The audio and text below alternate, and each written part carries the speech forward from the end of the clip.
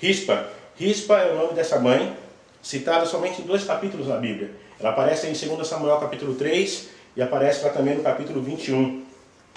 Lá ela foi concubina de Saul, quer dizer, ela não era uma esposa de Saul, mas era uma concubina. E seu pai se chamava Aia, e depois da morte de Saul passou a ser mulher de Abner, general do exército de Saul. Isso a gente vê lá no capítulo 3 de 2 Samuel, onde ele diz,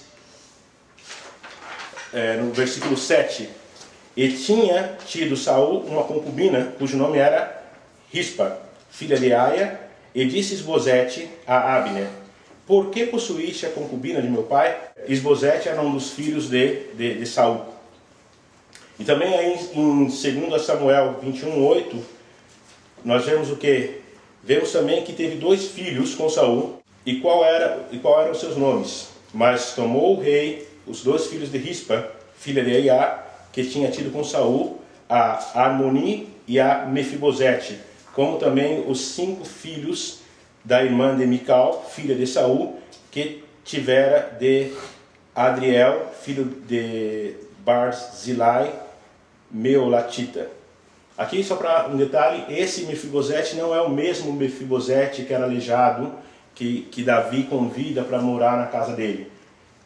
Eles eram como primos, e os 2 tinham um nome especial, Mefibosete. Ela viveu durante o reinado de Saul, e pelo menos até a metade do reinado de Davi, quando provavelmente o relato de Samuel ocorreu.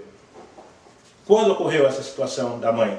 Ocorreu justamente no momento que Davi já estava estabilizado, e Davi passa por uma situação, e essa situação leva a uma decisão.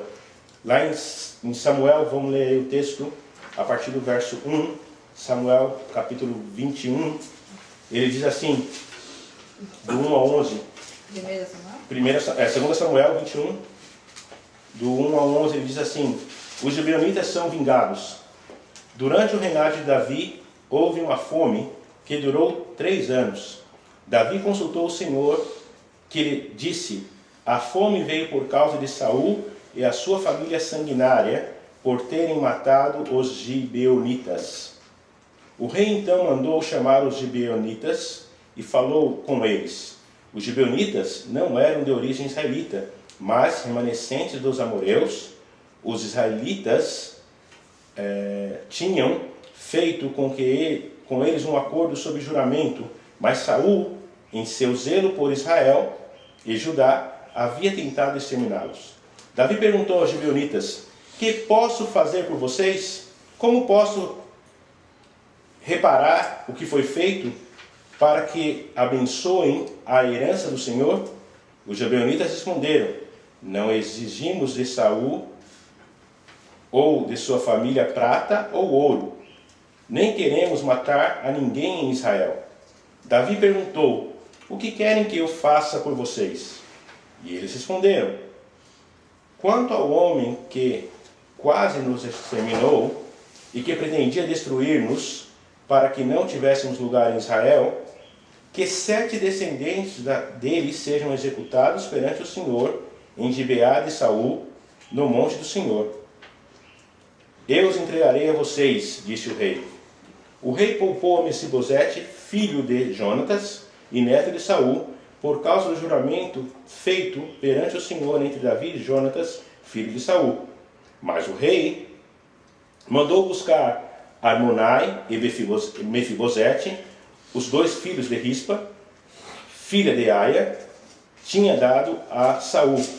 Com eles também os 5 filhos de Merebe, filha de Saul, tinha dado a Adriel, filho de Barzilai de Meolá.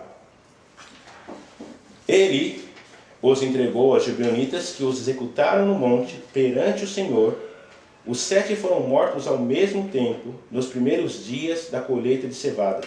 Então Rispa, filha de Aia, pegou um pano de saco e o estendeu para sobre uma rocha, desde o início da colheita até cair a chuva do céu sobre os corpos. Ela não deixou que as aves de rapina os tocassem de dia, nem os animais selvagens à noite. Quando Davi foi informado do que Rispa, filho de Aia, concubina de Saul, havia feito, mandou recolher os ossos de Saul e de Jonatas, tomando-os da cidade de Jabe-Gileade. Eles o haviam roubado os ossos da praça de Bet-Sedã, onde os filisteus os tinham pendurado, no dia em que mataram Saul no monte de Gilboa. Davi trouxe de lá os ossos de Saul e de seu filho Jonatas, recolhidos dentre os ossos dos que haviam sido executados. Enterraram os ossos de Saul e Jonatas no túmulo de Quis, pai de Saul, em Zela, na terra de Benjamim, e fizeram tudo o que o rei havia ordenado. Depois disso, Deus respondeu às orações em favor da terra de Israel. Porque havia uma fome na terra, e havia passado 3 anos dessa fome. A Bíblia costuma dizer assim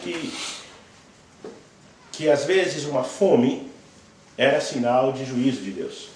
A gente vai encontrar isso aí, por exemplo, no capítulo 24, aí mesmo de 2 Samuel, quando Davi faz um censo e Deus não aprova aquele censo, Deus vai lá e manda um castigo para Davi. Então você vai encontrar muitos textos em que a fome é associada com o juízo de Deus. E no capítulo 24 também é uma forma, a gente encontra Deus fazendo um castigo ao povo em função de um erro de um líder do povo. Davi vai lá por causa dessa fome, consulta o Senhor, que é o verso 1 que nós lemos aí, que diz assim: e houve nos dias de Davi uma fome de 3 anos consecutivas, e Davi consultou o Senhor, e o Senhor lhe disse: é por causa de Saul e da sua casa sanguinária, porque matou os gibeonitas. A culpa é de Saul e sua casa sanguinária, porque matou os gibeonitas. Diante dessa resposta, Davi, pensando no bem da nação, porque o problema afetava todos. A fome estava ali. E todos estavam sendo afetados. E diante dessa resposta, Davi ele vai lá e tenta conversar com os gibeonitas para poder resolver essa situação. E vocês sabem quem são os gibeonitas? Bom, os gibeonitas, se vocês quiserem saber quem são os gibeonitas, vamos lá em Josué, capítulo 9, do 3 ao 21. Josué 9, 3 a 21, ele diz assim: contudo, os habitantes de Gibom souberam que Josué tinha feito com Jericó e Ai, recorreram a um ardil, enviaram uma delegação trazendo jumentos carregados de sacos gastos e vasilhas de couro velhas, rachadas e remendadas. Os homens calçaram sandálias gastas e remendadas e vestiram roupas velhas. Todos os pães do suprimento deles estava seco e esmigalhado. Foram a Josué no acampamento de Gilgal e disseram a ele e aos homens de Israel: viemos de uma terra distante, queremos que façam um acordo conosco. Os israelitas disseram aos heveus: talvez vocês vivam perto de nós. Como podemos fazer um acordo com vocês? Somos seus servos, disseram a Josué. Josué, porém, perguntou: quem são vocês? De onde vocês vêm? E eles responderam: seus servos vieram de uma terra muito distante, por causa da fama do Senhor, o seu Deus, pois ouvimos falar dele e tudo o que fez no Egito, e de tudo o que fez aos 2 reis dos amorreus, ao leste do Jordão, Seom, rei de Esbom, e Og, rei de Bazã, que reinava em Asterote. E os nossos líderes e todos os habitantes de nossa terra nos disseram: junte-se provisões para a viagem.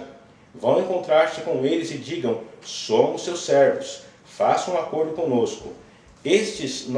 Nosso pão estava quente quando o embrulhamos em casa no dia em que saímos de viagem para cá. Mas vejam como agora está seco e esmigalhado.